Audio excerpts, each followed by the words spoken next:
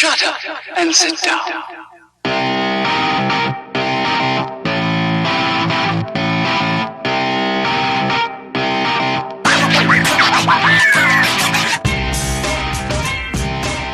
Hey guys, it's Sai and welcome to Ace Podcast Nation, the channel which features podcast series on a variety of subjects. We have shows and series on mental health, football, films, TV, wrestling, music and more, including a brand new series on serial killers. We've also have guests each week. We've had footballers, doctors, medical professionals, journalists, podcasters, authors, as well as many others. And today we have an actress and writer. Over the coming months, we've got several fascinating shows and coming up with a horse racing blogger, an award-winning film composer with a single coming out, another footballer, as well as shows on bipolar, DID and anxiety disorders, plus mental health in sport episode 3, among others, plus our weekly show on conspiracy theories, regular shows on serial killers and films and TV. Please check them out, spread the word as it were. I've been really looking forward to today's show as I'm a big fan of my guest. She's an actress, writer, announcer, interviewer for Melbourne City Wrestling, general manager at WrestleRocks, and of course was the first lady of Fightful.com. She appeared on their post-show podcast, produced and starred in their very entertaining series, Most Ridiculous. I'm very happy to welcome Miss Anna Bauert to the show. Welcome, Anna. Are you okay? Yeah, I'm good. Thank you for that introduction. Can we talk about serial killers? Because that sounded really fascinating. Sorry, it's the wrong podcast. Okay, we'll do it. No, that's cool. So we got like different podcasts on loads of different stuff. And so we did Jeffrey Dahmer for the first show. And we got to do like another one. Yeah, it was brutal because a lot of the like I've done a couple of serious sort of shows with the mental health stuff. But a lot of the other shows have just been like quite light-hearted, and like we do a weekly show on conspiracy theories, which is just basically by me and my mate just rambling on about different conspiracy theories each week and sort of having a laugh and a beer. But the serial killer one I found was a bit different because obviously it's like involves real people and real victims and stuff. So like the research with itself was a bit brutal. So and with Jeffrey Dahmer, there were so many victims that like got to like an hour and 10 minutes, and it was like, right, we're gonna have to break this into 2 parts. And and I think so. I'm gonna slightly rejig the next ones. So because we sort of went through every single murder. Yeah, in his case, there's so many. Yeah, he was a fucked up guy. To put it neatly. It's always hard at like serial killer podcasts because I'm fascinated by the topic, but the ones that get like really bogged down in the details and the dark side of stuff, it's like, okay, I'm having nightmares about this now. I need to stop.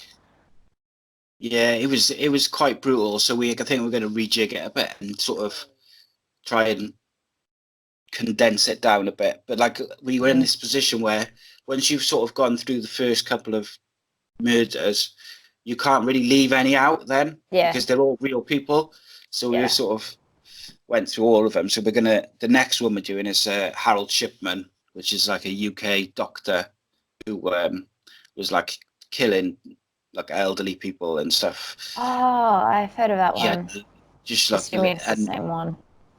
Yeah, he I can't remember the exact figure, but he killed loads of people over a couple of years, and it wasn't that long ago because I remember it when I was younger. It was on the news and stuff. So that's going to be quite interesting to talk about. We're recording that on Sunday, but yeah, it's not the most fun. Like I find them really interesting, but then when you're trying to sort of research it, you're like. Really getting into it, and it's a bit dark. Yeah, I played Lizzie Borden in a play when I was like in high school in year 10, and I had to do all the research for that in this tiny room in my house, in an empty house by myself, and like the crime scene photos of her stepmom and dad, and it can get real heavy.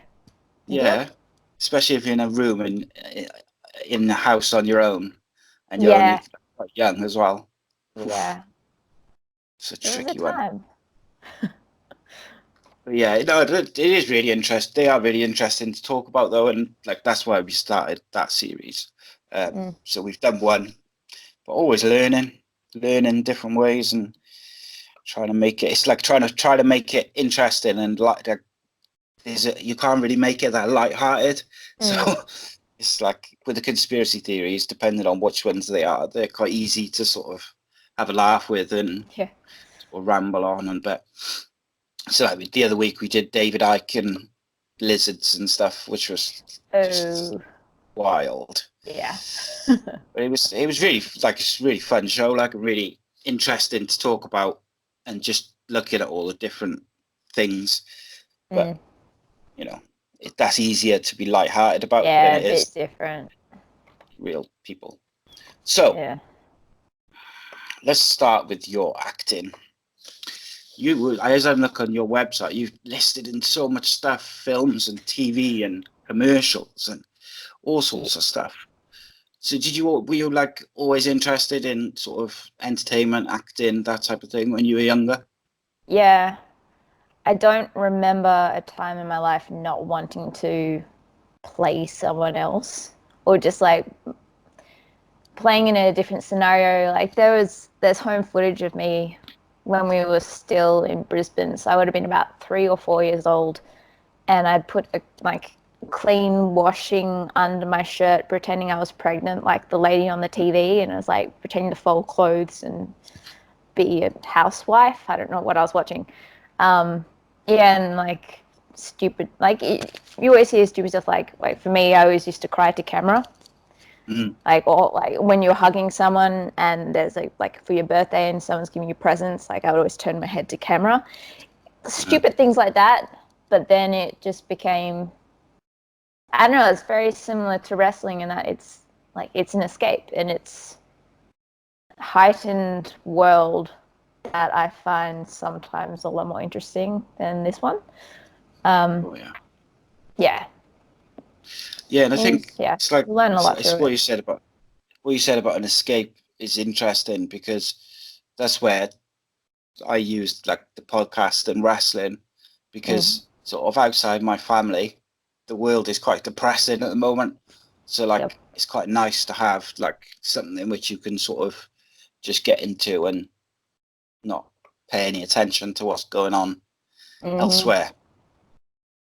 So I was looking at all the places that you did sort of training and stuff. You did it all over the place and all sorts of different training, including New York City, which must have been a pretty cool experience. Yeah, it was very intense. That was, I would say, my main source of acting school. Was the biggest one I've been to. That was Atlantic Theatre School in New York, which is run by, it's co-run by David Mamet and William H. Macy. William H. Macy, who's of course married to the lady Felicity Huffman, who's currently on charges for getting her child into a college by bribery. So I'm like, cool, can I get my school fees back now? I hope I don't get in trouble for that. But yeah, that was an amazing experience. I've always been a massive Broadway nerd. So getting to live in that place was very expensive, but a dream come true and very challenging. Yeah, I was going to say, like, so for people like myself whose acting experience is limited to like high school drama lessons, what sort of stuff does that involve, like on a day-to-day basis? It's they have their own technique, which is practical aesthetics, which is based off another technique. And there's basically what I like about training is it's dipping your toe into different ways of getting into a character or finding the world of a play or whatever it is. And I am, as the name of practical aesthetics would suggest. I'm a pretty logical person, especially when it comes to this kind of stuff, because I believe that everything doesn't really matter what the genre is, even with wrestling. You should believe in it. You should believe in that world, and you should believe in what your character is going through.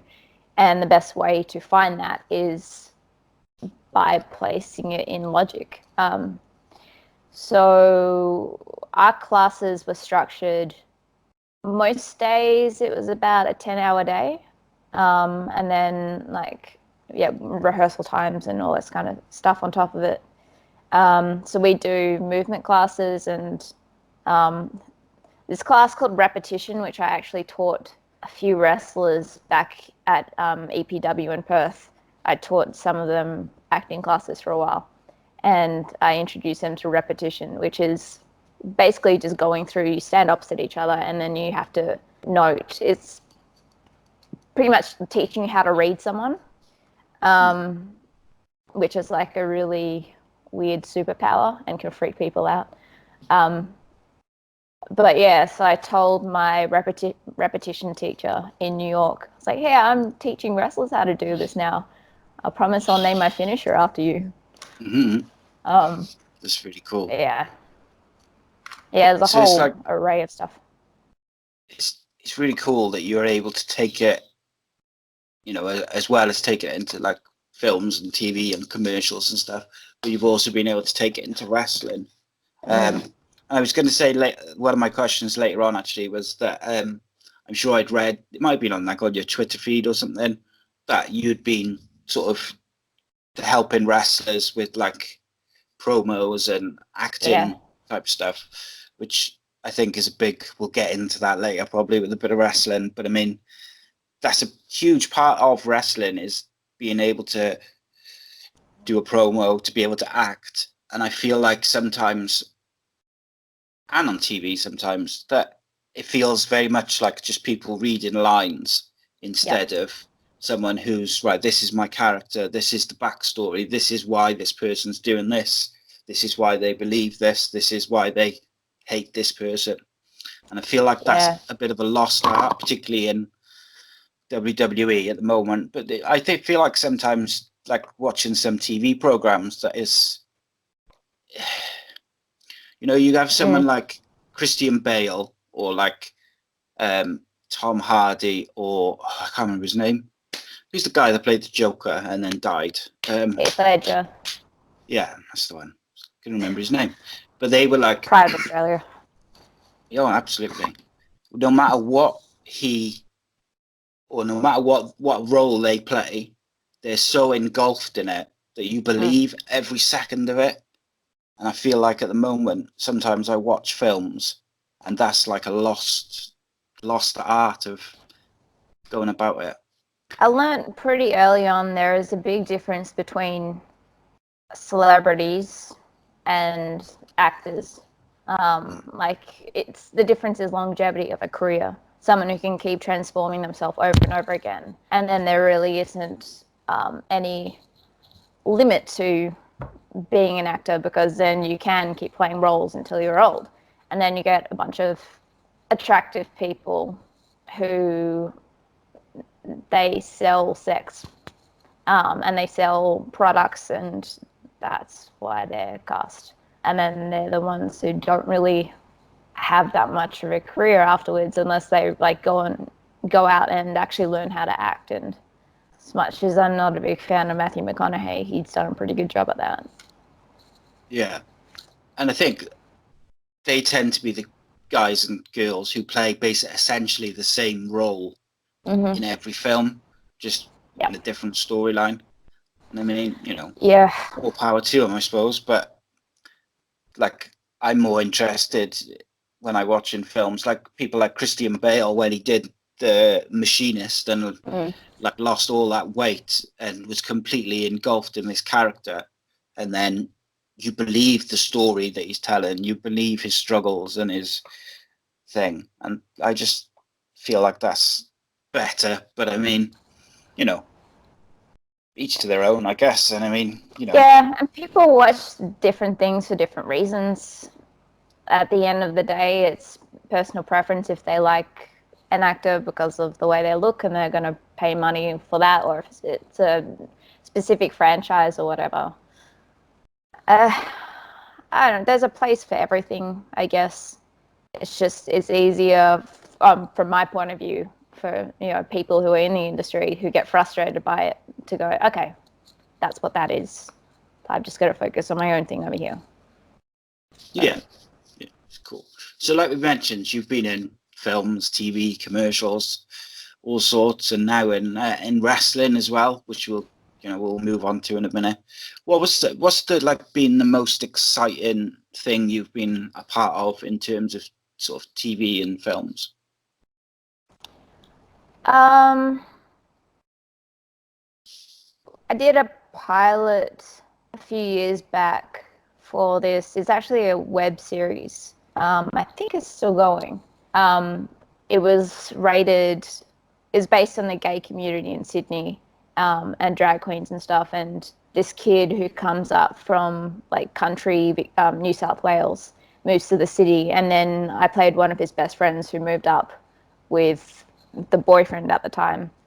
And I just finished acting school and had this audition because they needed to replace the girl who was doing it in the web series because she just had a kid. And then she decided she was going to do the pilot. And so I didn't hear anything. I was like, yeah, okay, whatever. And then the morning, I think they started filming on the Monday. The Tuesday morning, I got a call at 8 a.m. saying, well, do I still want the part? Can I be on set to film in an hour? So yeah, okay. And then like 2 hours after that, I was on set in a drag queen's outfit because part of the story was they get their bags stolen when they first get to Sydney, and so she has nothing else to wear but a drag queen's outfit. And it was directed by the guy who did Priscilla, Queen of the Desert. So like quite a big director. He's a very good director as well. And then that just happened. And unfortunately, nothing came of the pilot.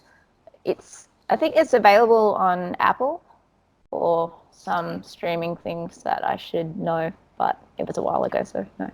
But yeah, it was just a lot of fun. It's so random. Yeah, and I think as well when stuff happens like not last minute, but like quickly, or you haven't got time to like think about it. Yeah, it makes it that bit more exciting, but also you haven't got that time to sort of get in your own head and start, whether it's nerves or overthinking it. You just got to kind of go, because you just rush in to get there. And I like doing prep work for character stuff, but when it comes to lines and doing scenes and stuff, like I prefer improv. And we don't script the stuff for MCW or didn't for EPW either. And Most Ridiculous was just like an outline of what I wanted to do. Same with all the other stuff I've done. I just find it easier. My brain works in that weird way. Yeah, one of the first videos I saw of you, which wasn't like on Fightful, was the Glow auditions thing, which you posted, which is just really, really funny and like entertaining. And I think they're still pinned to your profile on Twitter, I think, isn't it? Yeah. It's really cool. Yeah, it's my baby. It's good. It's, so, of course, like your TV work led you to Mr. Sean Ross Sapp, bringing you on board on Fightful. I know he's told the story, but how did that come about that you ended up there? I had been listening to Sean on Wrestling Inc. and then he just left and started up with Fightful, and they were looking for someone to do transcribing for their podcast. And I'd previously got in touch with him. I think like I sent him a birthday message a month before or something. I was like, hey, I'm a big fan of your work. Like, happy birthday. And then he cyber stalked me and started following me back once he realized I wasn't actually like an actual real person and not some catfish, as he told me. And so I applied for this transcribing job. And then he saw I did this web series a few years ago online called In Review with Jesse James, which is like this 16-year-old girl who thinks she knows everything and gives life advice, but she's just incredibly dumb. And he saw that and was like, can you do that for us, but with wrestling? It's like, sure. It's like, not that character, right? No, God, no. But just something, okay. That's how it happened. And then they brought me on board for podcasts, and then writing, and yeah. Sean gave me my career in wrestling. I was going to say, that must have been like pretty cool for a wrestling fan to go, obviously, and then do some podcasts and work, just for a wrestling website, doing different stuff. And obviously, you still got to do you were still doing something creative apart from sort of podcasting with the Most Ridiculous. So how did the idea for Most Ridiculous come about? Was it just sort of from that conversation, or did you take time to come up with the idea? I think it came from a conversation when I was like, okay, that's not very specific in terms of a video like what I did when this is very different. What you want me to do? He was just like, I don't know, like highlight spots from the wrestling week, and that was kind of it, really. I think it was always going to be in the direction of ridiculous, just taking the obscene and making it even more obscene, because that's what I'm good at. I think it started more as like I think the initial intention was it was going to be like a countdown show, like the craziest moments, and then building on that, and then it just turned into this I don't know, investigation. Is Natalia really a heart, kind of stuff like that. Yeah, it was good. It was really entertaining. And sometimes because of the way wrestling is, it's a bit weird and a bit bit of a twist on some of the crazy stuff which they do themselves. And then obviously you did some post-show podcasts and stuff, which were always entertaining, because what I enjoyed about watching you on the podcasts is that you weren't scared to say if something was shit. It was shit. And I feel like Fightful's pretty good at that. But some podcasts, they almost don't want to, they sort of skirt around it and they don't quite go in. And I liked Fightful. I like Fightful anyway. But they had you and they had Alex and people and Jeff who've got like improv experience or acting experience. So it wasn't just a case of reviewing the wrestling. It was like looking at the different aspects of the should I say, the lack of cohesive writing and storytelling, which was clear for everyone to see. Yeah.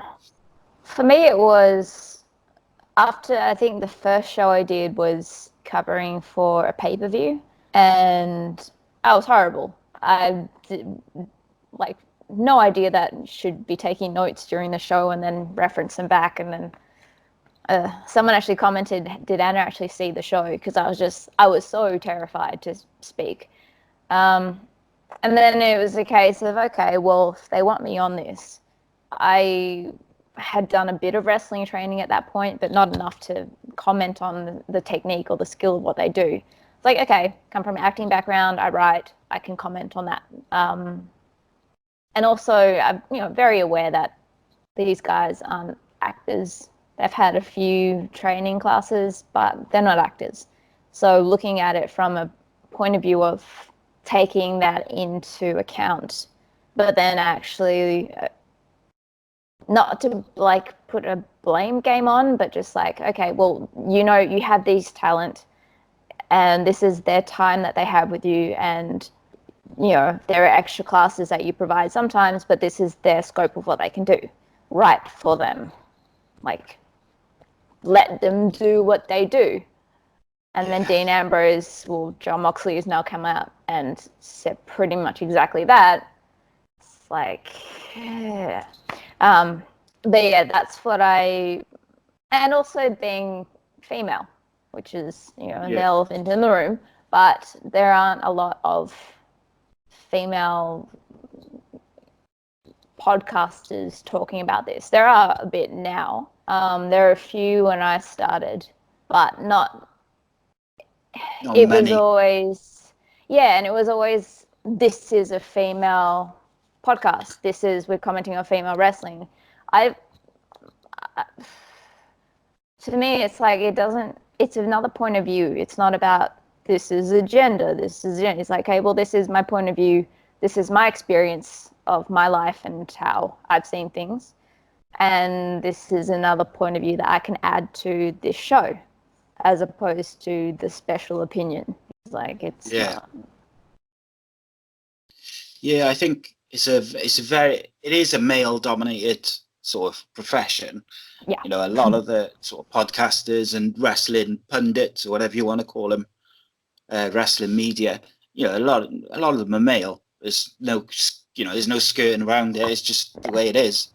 You know, and like you said, there is more female podcasters out there now, covering wrestling, which is good, because I just think, like, to me personally, I just want to hear people's opinions who I enjoy watching and who are entertaining. It doesn't really bother me whether they're male or female. Yeah. But obviously, I do think that because everyone's opinion's different, and a female opinion is, or a way a female may look at certain things is going to be different to what a male point of view is, or not necessarily point of view, but the way they interpret things. It's a different life experience, and that's essentially it. Like, you listen or watch podcasts because you enjoy their point of view, or it's a point of view that you haven't perhaps personally experienced before, or for whatever reason. And of course, there are going to be people who don't like it, as I'm very well aware. But at the end of the day, it shouldn't be like I feel like a lot of things now is like, okay, well, a lot of match show structures for wrestling. Okay, we need to have the female match. And then sometimes it's like, I've had conversations with female wrestlers where, like, I shouldn't have been on the show. There was no build to the story. We added absolutely nothing to the build of this entire show. Like, we were the tokens. Like, give us an actual spot. Let us come up to something that we should be on a show, as opposed to the female match, or, like, you know, the tag match. It needs to be there for a reason. Yeah, and I think, again, it's the same. You don't want people, whether they're male or female, on a podcast just as a token. We want one female, one male, or whatever, you know, whatever combination it may be. You just want to put people who are interested and stuff. That's just me, though. But I get why. Like, if it's a whole thing of expressing different opinions, or unless you are a very staunch, this is our view podcast, subscribe, let's join this cult. Like, it should be about the variations of opinions. That's what makes things interesting. It's the source of any drama, is two different perspectives coming together. That's what it should be, you know, for anything creative or entertaining. Yeah, it's a bit boring, isn't it, if you've got like a podcast of 2 or 3 people and they're all just going, oh yeah, that was good, yep, that was good, yep, that was good. Like, I'd rather hear like someone say, oh yeah, I enjoyed that, it was good because, and then someone else go, no, it was shit, mate. Then, because it's more interesting to hear different opinions than just have 3 people agree for an hour about all the stuff that you've just watched. But maybe that's just me. So you were quite popular on Fightful for your personality and forthright opinions. And was it a hard decision to leave? Yeah. I stopped doing Most Ridiculous first, because putting together an episode of that show took 6.5 out of 7 days. Yeah. I didn't really have a life when I did the show. I wasn't really even sleeping. Now, given how much I sleep, I still feel like I'm making up for it. but I would wake up at like 4 a.m., 5 a.m., just work on the show, go to the gym, have dinner, and then go to sleep at like 2 a.m. and then do it again the next day. And it wasn't sustainable, and I wasn't making enough money doing it. So that had to go. And then it just got to the point with SmackDown. I think the head writer changed, and it just, like, Jeff and I used to joke how lucky we were and how bad we felt for Alex for having to cover Raw every single week, and we got the good show. And then it just switched, because I think the writers did just switch, and just became unbearable. It was just like, I could have kept doing it, but I wasn't enjoying it. I wasn't enjoying watching the show every week. I felt dumb saying the same thing over and over again every single week. And then they just do the same thing every single week. And no change looked like it was happening. And I just felt bad as well, because for me, wrestling was always joy. It was always the biggest escape. It was always like, it was the thing up there with music theatre that made me happiest. And it still is. And it was just becoming this absolute chore. And I didn't want to be negative about it. And I didn't want people to listen to the podcast every week and just, because I know it was quite apparent by the end of it how much I hated it. And that's just not something I want to put out there for people. Yeah, it's difficult because you want to give an honest opinion, and you want to be like, if you don't enjoy a segment or a show, you want to be able to say, no, that was shit. And say the reasons why. But if it's a weekly thing where it's just constantly bad, you just feel like you even though it's like once a week and people want to hear your opinion, you feel like you're just saying the same things over and over again. And I think that's very difficult.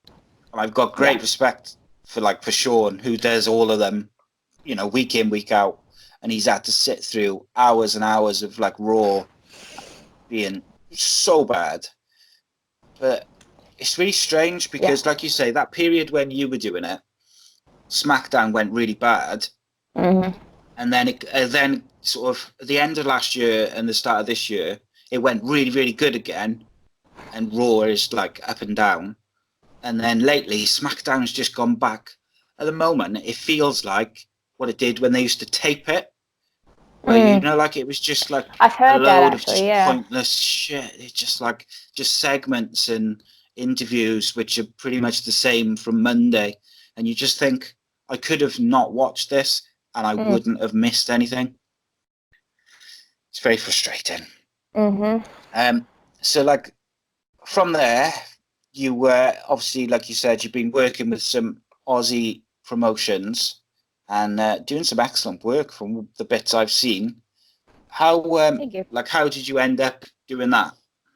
Because that must be really cool to be a wrestling fan and then suddenly be sort of thrust into doing wrestling stuff. Yeah. It started, I grew up in Perth. That's where most of my family are. So I moved back from Sydney to Perth about a year and a half ago. And just before I left, I reached out to EPW, Explosive Pro Wrestling in Perth. And I'd seen their stuff before, and they had the TDK, oh my God, TMDK members. And that's where Mikey and Shane were from. And I basically just said, look, I have social media experience, social media managing. I can do all this stuff. I can help you with your marketing. And they brought me on board. And then I kind of pushed to do the interviews as part of the marketing campaign. And then, started doing acting classes there as well. And then I think it was just after the Progress tour. I can't even remember what instigated it. I ended up coming over to Melbourne. I got in touch with Ree Bell, who runs the marketing for MCW, and she invited me along to one of their Essendon shows. I think it was this time last year, and so they were looking at bringing me on board as well as EPW. And then I met with Mikey J and Jay Andrews. I think I may have met Chris Fresh that night, but I was very, very scared of him, so I probably hid after that. He's going to love hearing that. But then I met Mikey J and Jay Andrews, and Jay asked me if I'd be interested in doing the promo stuff with them as well. So I did that between the two companies for 6 months, so flying back and forth between Perth and Melbourne for 6 months, and then ended up moving to Melbourne, and now I'm here. And they've expanded my role here a lot as well, so it's been pretty amazing. Yeah, so I was reading up, and you said like you've done some backstage interviews, done a bit of announcing, and then we had the full-blown character work of Bridget. Yeah. Which is Bridget, yes. really cool. So before I get into that spot, which I've got to ask you about because that's fascinating, were you nervous about making that sort of jump from sort of backstage interviewer to like character, or was it just the same as just like acting everywhere? Yeah, it's play. It's all play for me. Yeah, I mean it's very different kettle of fish going out in front of a pretty drunk crowd by the time I'm out on that stage at WrestleRock, from just being backstage. But even then, I remember the early days. Even sometimes now, you're doing an interview backstage, and everyone's in the locker room with you, just watching. I remember the first time that happened was when we were doing promos for the Retro show, and it was backstage at MCW 100, which was one of the biggest shows we've had, and just literally everyone just standing in this hallway watching us. And I was like, I think I was more nervous about that, to be honest. But it's just one of those things. I guess you get used to it, don't you? I suppose. Yeah. Okay, so tell me about the character that is Bridget. What's her deal? Oh, she's insane. I love her. She is a Russian import. Very old school Russian. Somewhat offensive Russian. Have had a few people say they can't believe that we're getting away with this in this day and age, but it's wrestling, and it's WrestleRock. WrestleRock does and says the shadiest shit. Nowhere else this could work, but WrestleRock is a special place. Yeah, so basically that was born out of I've done cosplay as Zoya from Glow before, because the amount of times I've, like when I was brunette especially, friends messaging me saying, it was so weird, it was just like watching you. And then I think, oh, that's bizarre because there's a sex scene where she's completely naked in the first episode, and I don't want that in your mind. That's just weird. But then I think, yeah, it was odd. Some of, I think it was Mikey J saw pictures from the night where we went out and dressed up as the characters. And then they're like, can you do something like that for WrestleRock? Like, sure. I'm going to make a few adjustments just so this isn't an illegal thing. And then Chris Fresh, he runs creative for WrestleRock, so he gave me the general idea of where we wanted it to go. And then Bridget was born. And she's actually more based on Katya from RuPaul's Drag Race than Zoya at this point. So I think we're in the clear with that. Like the bits I've seen of it has been super entertaining. But I would be remiss if I didn't ask you about the staple gun shot that you took, as it says on your website, right in the fucking Putin. Yeah. But the thing is, that's a classic clip which they can use for years to come And on they will. like their streaming service or whatever, and it's just one of those things which will just be replayed forever.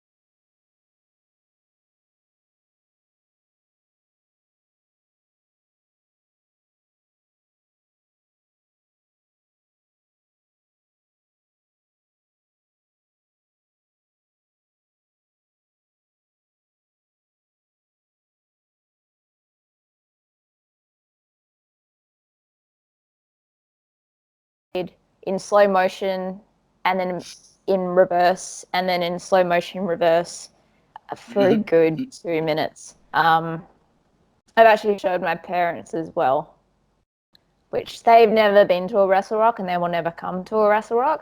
But for some reason, I decided to show them that show. And Mum was quite appalled.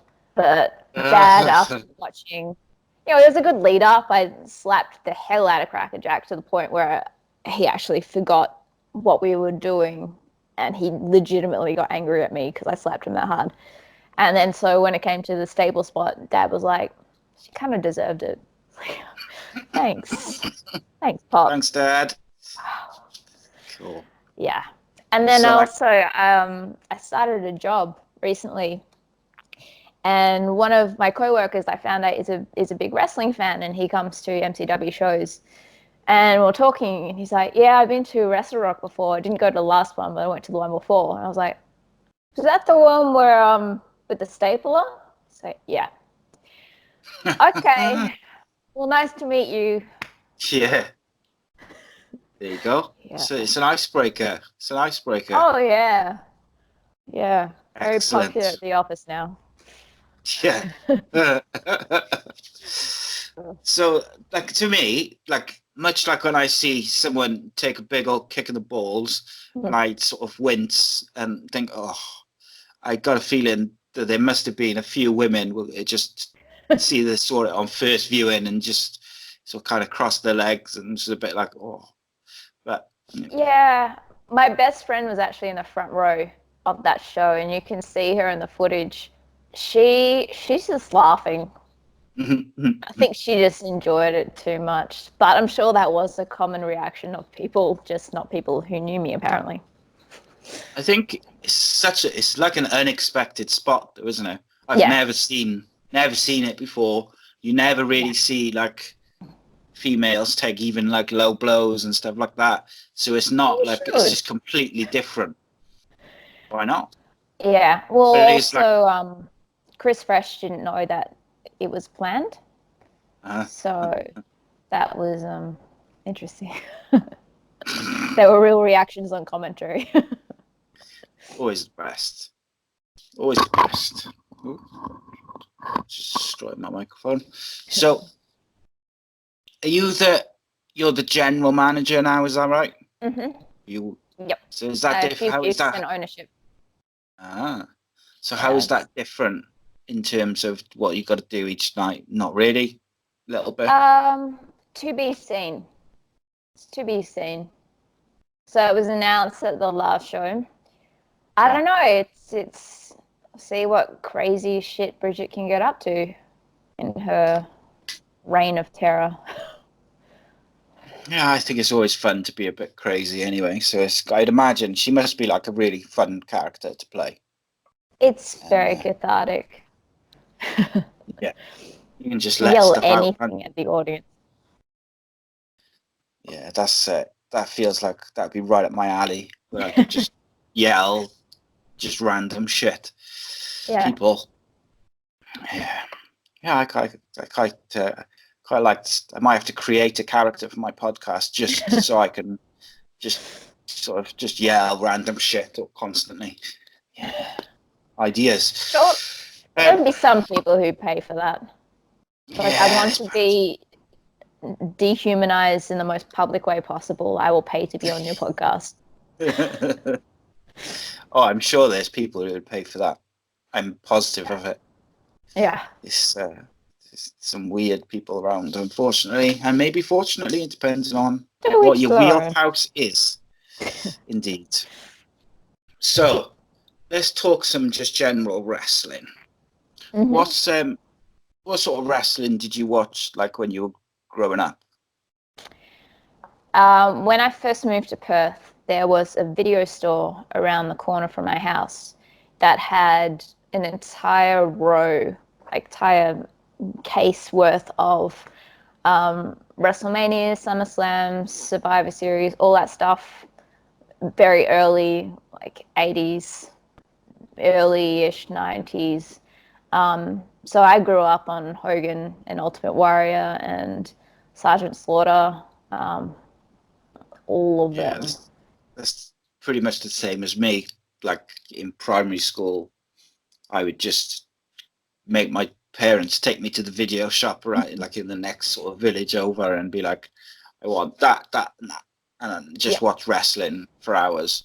But I wasn't allowed to watch it for, so it felt like years, but I think it was probably like just a couple of months. But it's because I used to get my little brother and practice the moves and stuff, and I think my parents thought they were like scared I was going to end up like breaking his neck or something. Yeah. I was always careful. I'm the youngest, so I'm lucky in that regard. I used to tag team with my dog and then like wrestle the couch. So that was as much damage as we did. Yeah, you're lucky. I used to like suplex my brother around. I was always really careful though. Like, I know it sounds like if I got three boys, and I hate it when they like start wrestling each other and stuff, because I know someone's going to get hurt or someone's going to get broken. Yeah. So let's just not do that. But like, I remember doing it when I was a kid to my younger brother, and like I would do like a suplex, but I'd always be really careful how I would like put him down on the sofa and stuff. It wasn't just like throwing him around on the floor and dropping him on his head and stuff. Although that would explain a lot. Yes. So, who was your go-to gal, favorite star during that period? During that period, no. Ultimate Warrior. Yeah, I was an Ultimate Warrior guy. Mm-hmm. I was like the only one, because everyone used to love Hulk Hogan, but he used to bore me. He always has. It's like, I never got into him. Like, I appreciated him for what he was, but I don't know. Just Warrior had it. Yeah, he was something different though, and he was like just a bit crazy. So, what's the first like your first memory of wrestling that you can think of? I think it was watching a Hogan Slaughter match. I'm not sure what pay-per-view it was, and Hogan got busted open really bad. I think he took a chair shot to the head. And I remember it because I remember thinking, where do they hide the blood caps? Was it like under the chair or something? And it wasn't until many, many years later I learned what actually happens. And then the fascination weirdly got kicked up a notch because I was like, why? Why do people do this? I want to know more. Yeah, and I think, so you had like times like that where it was they did bleed, but it was relatively rare. And then when I was like a teenager during the Attitude Era, where it was just like a free-for-all of blood and nudity, and it was great as a teenage boy, but like it was just wild, and there was like blood almost every week on TV. And it was and like I say, I was probably quite similar, and I always used to say to my dad, like, oh, is this like a plastic chair so it doesn't hurt us. It's got like a special thing in it so it doesn't hurt, doesn't do any damage. And then obviously all these years later, and then chair shots to the head, not good. I still have people coming up to me and like, so that's like a sprung floor, right? In when you wrestle, it's like, no, not really. There's like one in the middle. The rest is wood and a bit of foam. Well, that's what I was going to ask you. I just remembered. You just reminded me then. So, what's the biggest bump you've taken so far? Apart from the staple. That wasn't quite a bump. I've taken not a power slam. It was close. I think it was a body slam, but done. I think they didn't quite. I think it was with someone who hadn't really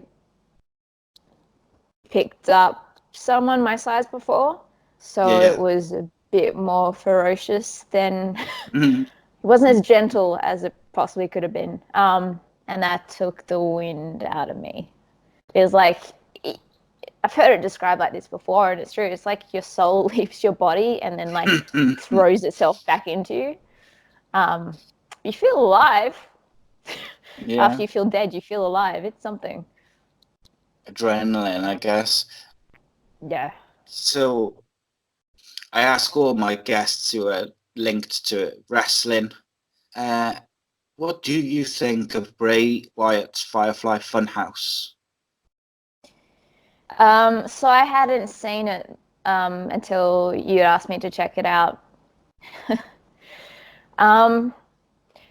It took me about an episode to realize what it reminded me of, and you probably haven't heard of this. Most wrestling fans, I don't think, would have heard of this.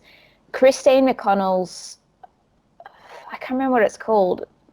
It's her show. It was on Netflix. It doesn't exist anymore.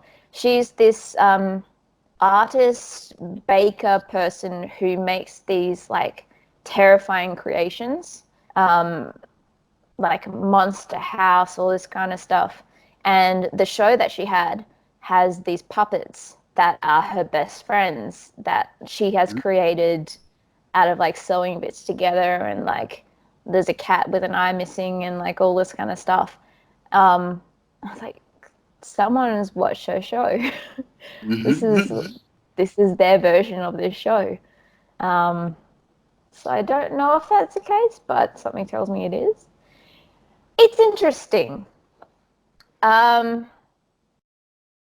In terms of them pulling it off for what I think they're trying to do, I don't think it's quite there.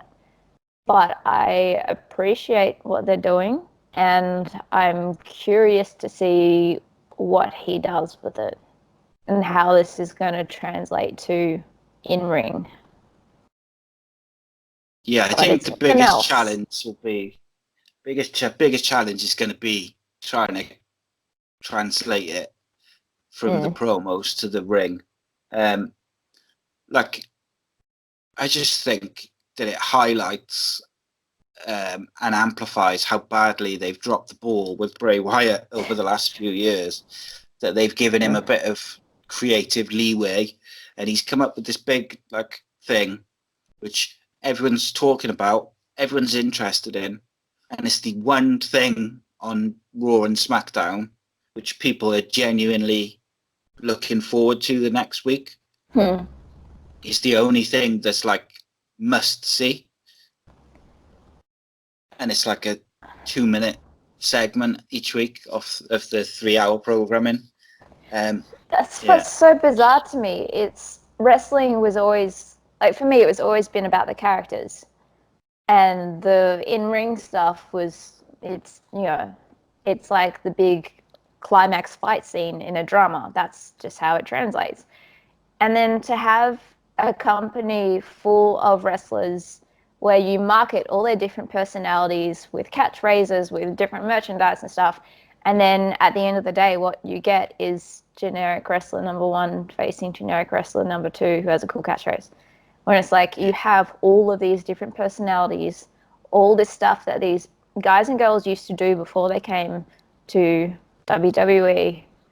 And then you see it now with all these indie guys being signed, and they're being forced to rebrand, and they're being forced to do all this kind of stuff. And it does my head in, because I know, like, I've seen what they can do on the indies, and I've seen what they've created themselves. And then to have that taken away for the chance to be a part of this company who's not even going to use them correctly breaks my heart a bit.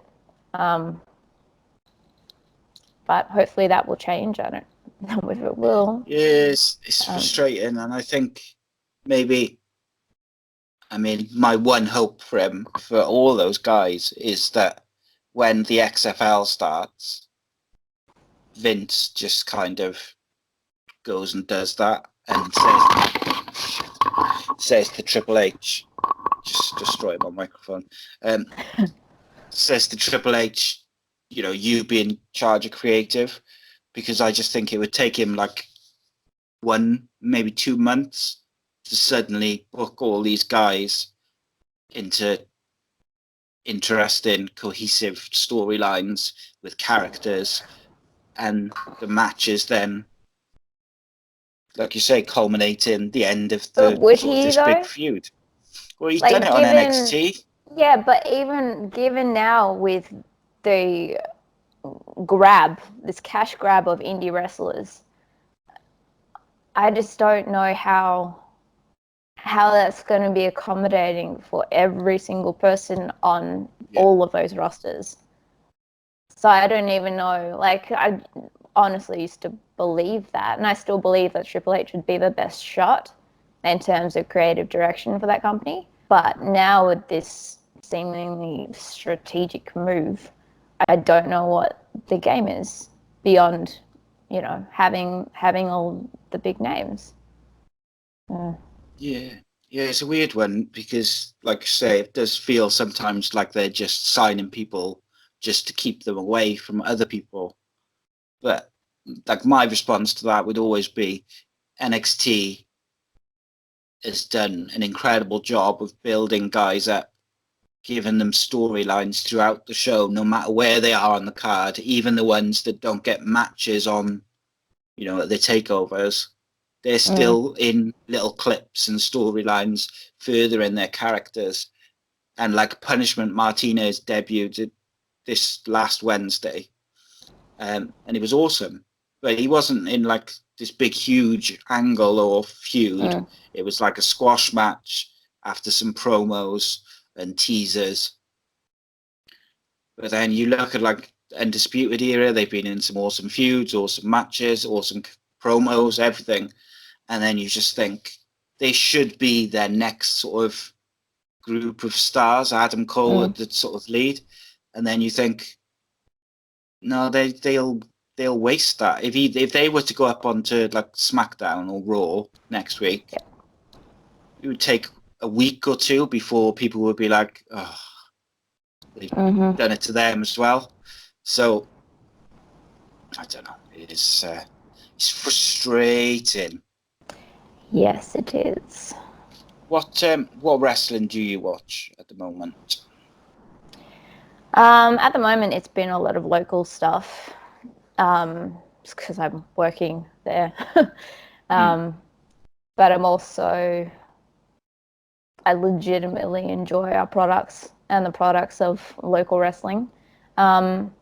Still, New Japan, I've been watching quite a bit, because also we've had some of our guys in the tournaments.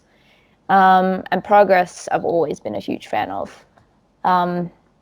Haven't watched it in a little while. I know I need to, though, because they had the other retro show, which going after the 70s one was just, it made my day. So I've got to get onto that. But they're probably the main ones. MCW, PWA, EPW. Cool. I always mean to check out some of the Aussie Aussie promotions, but there's just so much wrestling to keep try and watch, catch up. just don't have the time. Like, I'm still way behind on New Japan, and that's like one of the things that I really enjoy watching, and I'm like so far behind on that. So yes, too much wrestling, but I suppose it's like too much. But then I do feel like we're in a special, or on the brink of a start of quite a special period of wrestling, hopefully, which is always good. I have a lot of hope, especially with AEW. Yeah, you know what they say about hope, though, don't you? It's the hope it's that going to kills be you. amazing.